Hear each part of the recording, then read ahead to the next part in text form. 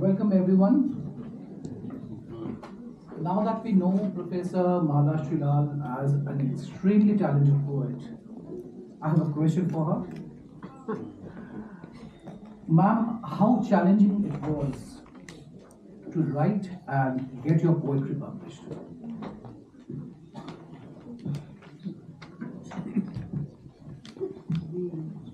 The first problem was not so much getting the poetry published, but to actually write poetry. The reason for this being the curriculum that I was teaching for many decades at the University of Delhi, and I see some of my colleagues here. And we were not at all encouraged at the time that we began teaching. I started teaching in the late 70s. We were doing a very British and American oriented syllabus. There was no room for Indian literature, and somehow there was a terrible divide between so-called academia and creative writing.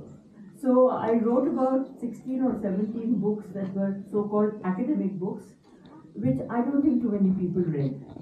But there also, I made gave myself the difficult task of writing about women whom nobody wanted to read about. So my first book was on Indian women writers who write in English, and I was clearly told by many people that this is the end of your career at Delhi University. But fortunately, it wasn't. In fact, that book and what came subsequently actually have helped me through many good, happy situations. But for me, the real break came when Namita and I started working on the feminine divine, so to speak, or the goddess trilogy as it is often called. Our first book was on Sita, the second on Radha, the third recently on Lakshmi. That was when I began to realize how deep our own history and our own mythology and legends are, and we don't have to bother about the Western feminism which wasn't applying in the Indian conditions in any way.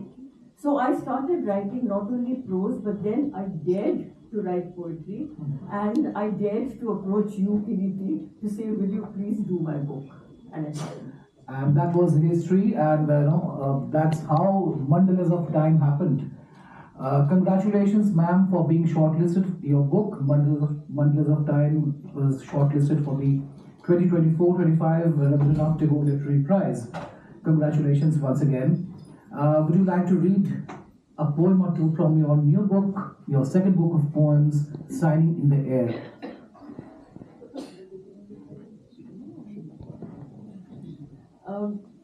I'll do a bit of reading if you like.